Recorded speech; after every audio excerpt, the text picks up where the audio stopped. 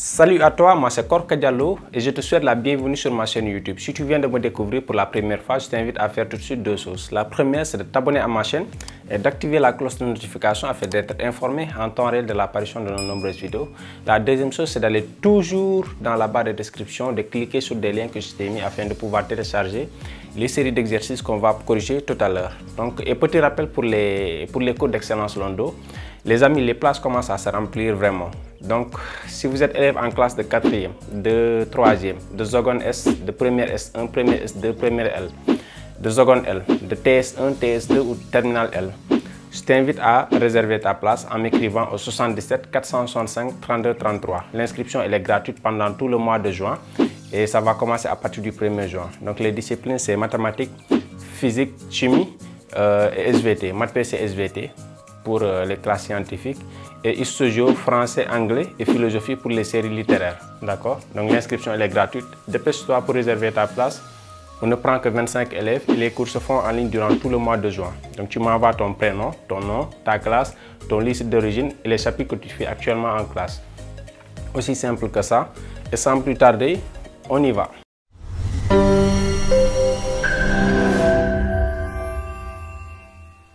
Salut à toi, si tu es nouveau sur ma chaîne, va dans la barre de description et télécharge l'exercice qu'on est en train de corriger tout de suite. Donc, je t'ai mis un lien dans la description. Tu cliques sur le lien afin de pouvoir télécharger cet exercice qu'on est en train de corriger. Et tu choisis la partie trigonométrie. Et l'exercice 2 de la trigonométrie, c'est ce qu'on est en train de corriger. D'accord?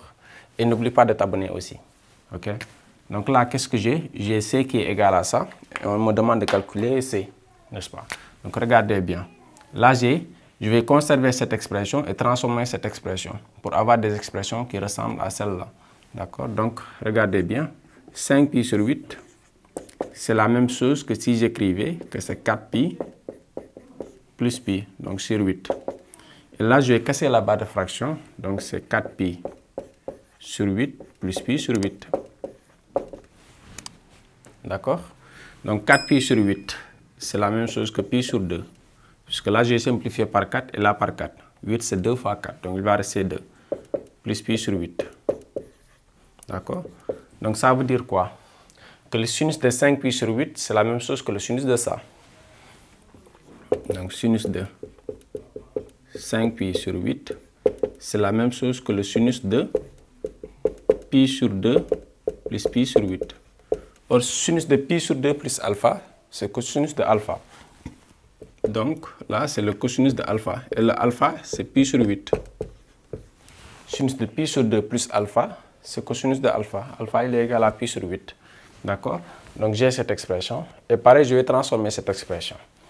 Donc là, vous voyez bien que le sinus de 7pi sur 8, sinus de 7pi sur 8, donc j'y vais directement.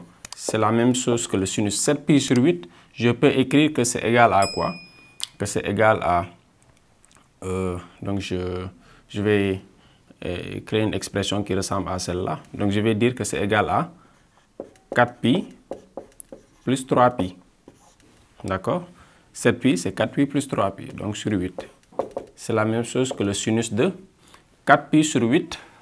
Donc là, il va rester pi sur 2. Je vais casser la barre de fraction. Donc là, plus 3pi sur 8.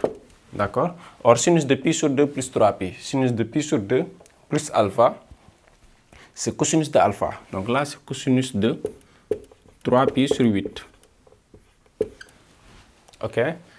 Donc, ça veut dire que C, c'est égal à ça. Donc, ça fait sinus carré de pi sur 8 plus sinus carré de 3pi sur 8 plus sinus carré de 5pi sur 8. Sinus carré de 5pi sur 8. Si je mets un carré ici, c'est la même chose qu'un carré. Carré là. Donc c'est cos carré, cosinus carré de pi sur 8. Et là, sinus carré de 7pi sur 8. Donc là, si je mets un carré, c'est la même chose qu'un carré ici. Un carré et un carré. D'accord? Donc, étant entendu que c'est le tout au carré. D'accord? Donc ça veut dire que là, c'est cosinus carré de 3pi sur 8. Ok?